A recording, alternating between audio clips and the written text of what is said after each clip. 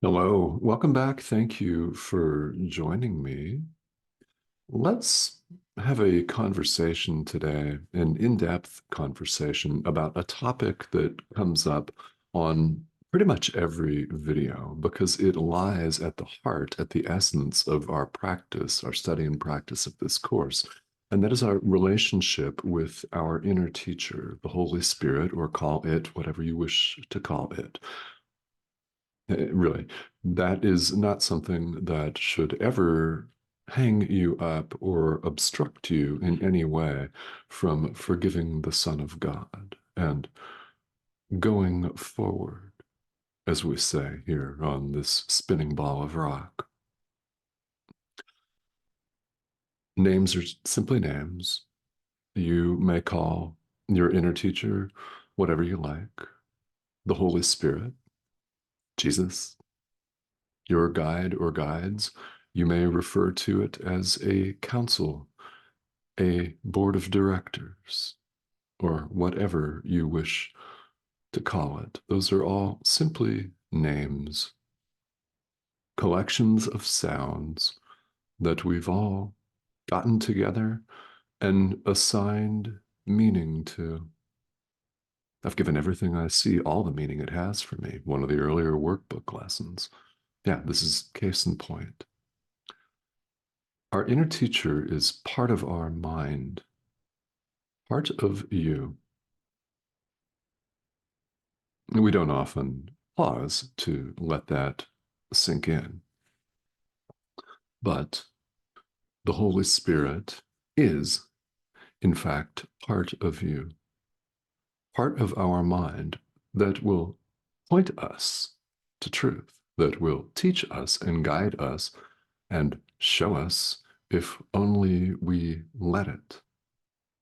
So that's where the relevant and direct practical application comes in. Let it, let him.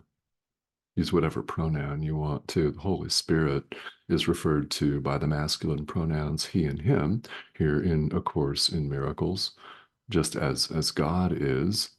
But, well, they're not human beings. So the Holy Spirit, it's an it, isn't it? Doesn't matter what you call it again. I invite you not to get hung up on that, not on names. Go deeper. What's really relevant is our relationship with our inner teacher, which I continue to stress on these videos and will continue to stress so long as these should be necessary.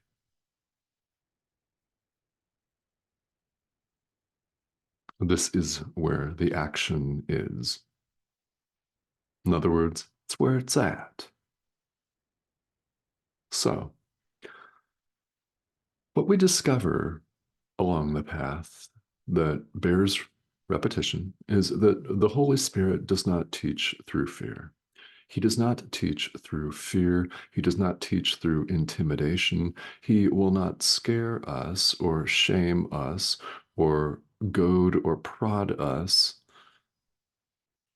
up to enlightenment. He won't prod us or force. That's not how it's done. So there's no need to fear that. The Holy Spirit doesn't communicate through fear. Rather, it's loving and extraordinarily patient because he waits for us to change our mind. When we run off and attempt to do life as an individual self-sustaining survival unit, erroneously believing that that's what we really are, and our brother is too, of course. There appear to be 8 billion plus of these individual self-sustaining survival units we call human beings. That's just a name. Just a name. And not who we really are, which you know deep down, or you would not be here. Mm, that comes up a lot, doesn't it? Yeah. Let that resistance go. You know full well who, what, and where you are. Your inner teacher will point the way if only you let him. That's always, always one of the practical messages. The Holy Spirit will not force you. He simply waits for your invitation, for what the Course refers to as a little willingness. And by little, it's really little. That's what we bring, a willingness to set our chaos and our ridiculous, psychotic drama aside. All of our grudges, all of our statements and thoughts of blame and vindication, hatred, rage, and fear. All of those set aside, even if it's only for a fraction of a second. That is enough for the Holy Spirit to rush in. So, can you imagine if you gave him more than simply a fraction of a second, or you gave him fractions of a second at multiple times throughout the day when you remembered to do so?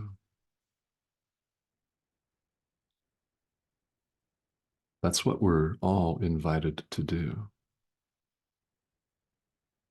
Here in the world, we discover on the path, at all points on the path, this could come up, that we have difficulty in communicating with the Holy Spirit, and we think it's out there or esoteric or something that's simply elusive that we can't grasp for some reason.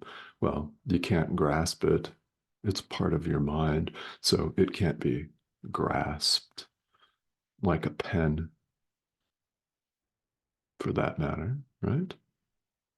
But it seems elusive to us because we're actually afraid of communication. We want to keep our mind private. We want to keep thoughts to ourselves, and they're quite typically the nasty, vindictive, hateful, and mean ones, our judgment and our, well, rage. We want to keep that to ourselves. We want to enter into what the Course refers to as special relationships, which hold out a person or a group of people for some kind of special treatment, whether it's love or fear. It's actually the same thing. Whether it's hatred, special hatred, like people say, I hate this political party, I hate that political party, they suck. You know, that kind of mentality, special hatred, or special love. I love this person or this group of people more than others. Well, love doesn't do favorites and sides and degrees, which you know, yet we don't live our lives accordingly. So we're here. And this conversation is necessary for us. If we all lived according to this, if we were all awake, this conversation would not even be happening. So, shall we render it utterly irrelevant? Yes, let's do that today. We think that we can keep things to ourselves, private. We think we have private thoughts. We do not. There are no private thoughts. If this comes as a shock to you, Well, think about it. There's one mind. How can there be private thoughts? Every thought that you have has a ripple effect on everyone else. Why? There's one of us, one, and one mind, one. So, yeah, hateful thoughts have a ripple effect, whether you try to hide them and keep them to yourself or not. At the same time, and happily, your loving thoughts also have a ripple effect. And the more we share them, the better. So we all must ask ourselves, moment to moment, what am I sharing? What are you sharing? Love or fear? The Holy Spirit or more ego clinging? A very real, very practical, moment to moment question for us. We erroneously believe that bodies can communicate. Bodies cannot communicate. They do exactly what the mind tells them to do. What's communicating with you is the mind. It is not this image that you see on your screen. It's a collection of pixels, whatever that actually is. They're electronic dots. How they're formed and reconstituted to resemble a middle aged man from Arizona, I don't really know. Yet that's what you appear to see. Who's really talking to you? Your inner teacher, of course. When something really connects with you, absolutely count on the fact that it's him. Our teacher speaks to us in many, many different ways. This is but one way. And every way is a powerful way. The question is, are we listening? Because he doesn't force. He doesn't do fear. He waits for us to change our mind. He waits for us to invite him to choose for us. He'll always choose God for you. He'll always choose love for you. 100% of the time, without equivocation, and instantly. We sometimes choose love for ourselves, and we often choose fear for ourselves. We try to harbor our own little private thoughts. We think bodies can communicate, so we adore and worship our special relationships. Yet the action is in the mind. Remember, this is a course in mind training. If that doesn't sound sexy, hot, and glamorous to you, well, all right, that's absolutely not a problem. This is but one of many spiritual traditions extant in the world. As I'm fond of saying, it's one of many doors. All doors lead to the same place, God, in the end. There is no place else. Where would they all lead? God is the only reality. Not every tradition comes right out and says this, but welcome, you're here. God is the only reality. All else is illusion. Illusion. But it's not who we really are, which, again, I know you know. Doesn't mean that that doesn't scare you. It may very well. That is part of the spiritual path for each and every one of us. These ideas can land any number of different ways, and how they land for you, I don't really know. My work here is in the sharing the Holy Spirit with you. How it lands, well, it could land any number of ways. It could. You could think, oh my God, that's so true. It could come as a profound relief for you, a joyous relief, even a clarification of something that you've deep down always known. And you have, of course. Yeah. One of those aha moments. It could also seem very frightening. So if that's the case, So be it. Understand the ego is fear, and any resistance that you may encounter to these ideas is the ego. It's this false sense of individual self. We're not individuals.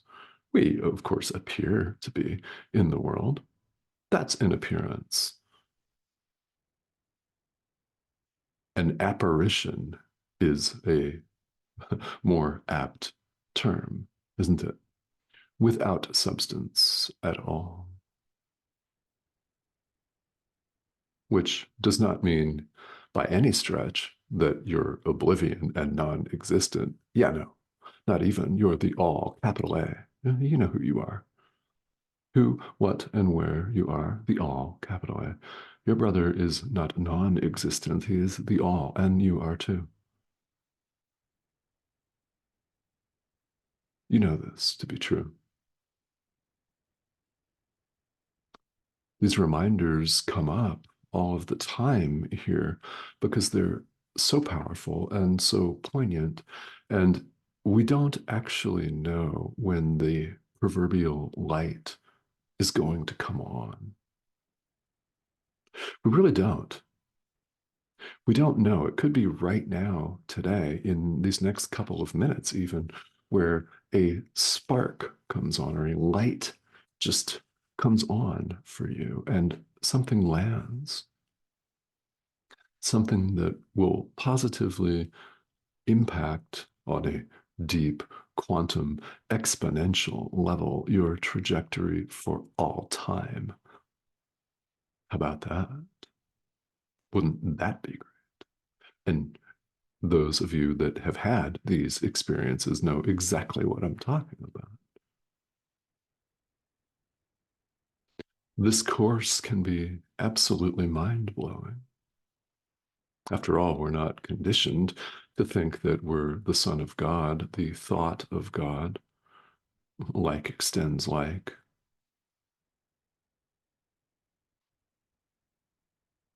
We're not conditioned to think that. We're conditioned to think we're a human being with a job and a mortgage or a rent payment and all of these responsibilities.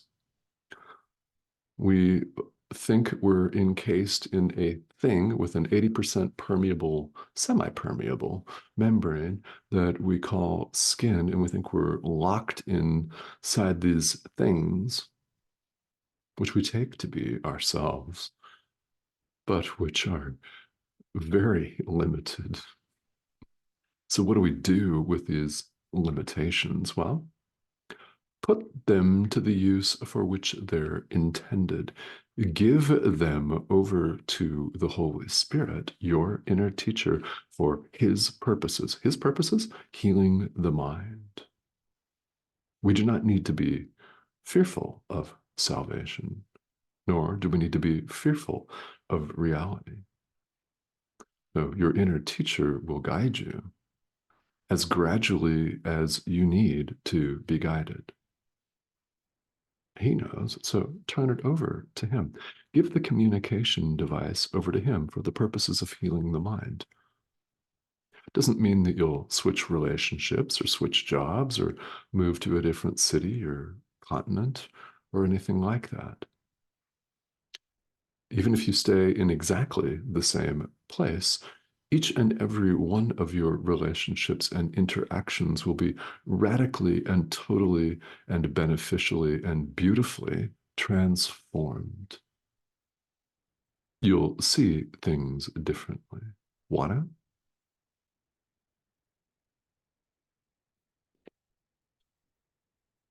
Our inner teacher is always calling us, always. That's why we end up on the spiritual path and even interested in this, because as we all know, there's so much else out there that you could be paying attention to. It's a big deal that you're paying attention to this. It really is. It's very important. And there is a reason why, or perhaps multiple reasons why. In each and every conversation that we have here, there is a message for you from the Holy Spirit. He calls to us all of the time. The call is universal, goes out to everyone at all times. And the question for us is, okay, are we listening? And are we going to do what he suggests that we do? So, as gradually as you feel you need to proceed, do that. This is a self-study curriculum. You take what you want to take at a given time. You allow yourself to be led by your inner teacher as much as you're willing to be led today. And then tomorrow, you allow yourself to be led as much as you're willing to be led tomorrow. And you may discover that if you honestly do it, that you're more and more and more willing every day. This is a self-study curriculum, yes. It is all about practical application, as is all of spirituality.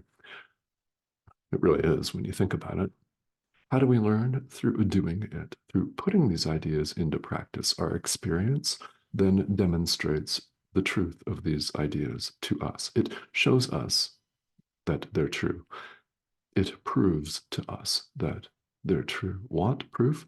Excellent. You will prove it to yourself when you are ready to prove it to yourself. And may that be right now, today.